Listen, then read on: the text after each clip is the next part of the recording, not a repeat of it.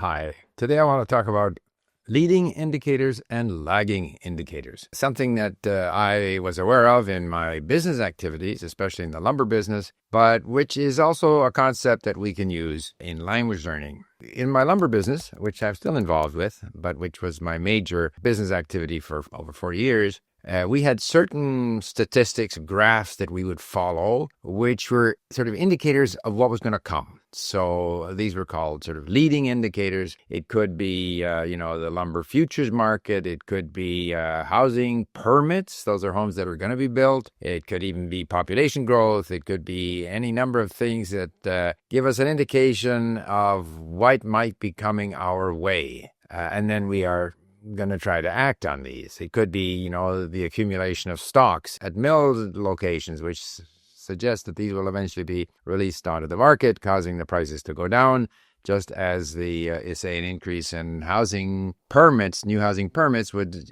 signal an increase in demand. And we study these, and we study them historically, and we make projections of what's going to happen, and these are the sort of leading indicators that affect the lumber business. Similarly, there are lagging indicators. Lagging indicators are the price. Where are we right now? How much wood is coming in? If you're in an operation which actually holds inventory, then you would have your inventory, your volume of sales. These are things that are happening right now that are very often the result of the leading indicators that happened before. So I thought of this in terms of language learning. The thing that is common is in many forms of human activity, it's helpful to measure. It's helpful to have goals, and it's helpful to measure how we did against those goals. And in measuring, we look at leading indicators and lagging indicators. Now, at Link, for example, we have a lot of measurement, and we have it for good reason. And unlike the lumber business, it's something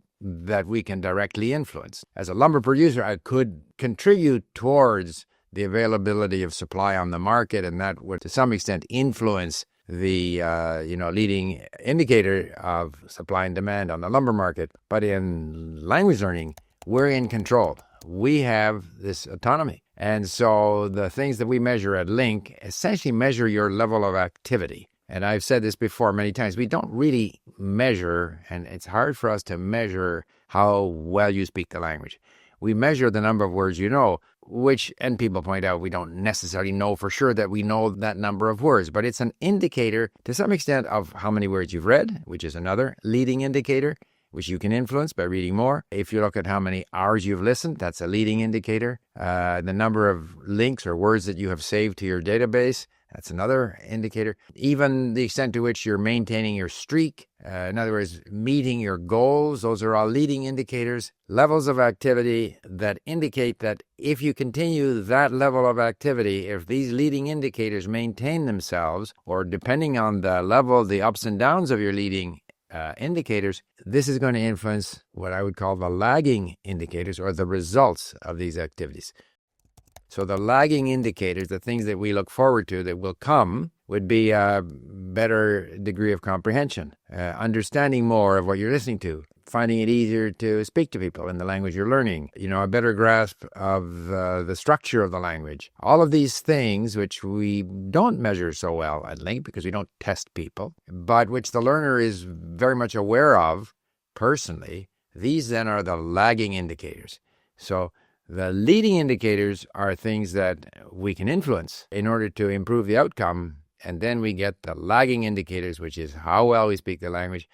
I think to some extent, the number of words we know is a bit of both a leading and a lagging, because we can force the number of words we know by reading more and listening more and saving more and doing all these activities. But of course, the number of words we know is an estimate because we don't test you on whether you know those. But you yourself will know if you understand better. I just thought of another lagging indicator, fewer and fewer blue words. A blue word at Link is a word you have not met before. A yellow word is a word that you have met before but still don't feel confident calling known. So, as your page at Link becomes whiter and whiter with fewer blue words and fewer yellow words, that is a lagging indicator. That is an indication that you are understanding more and more. To some extent, the distinction can be a little bit fuzzy But because I was looking at some numbers that related to my lumber business, as I often do, I tried to relate this to language learning. And so I just thought I would toss that out there, and I'd be interested in your comments. Thank you for listening. Bye for now.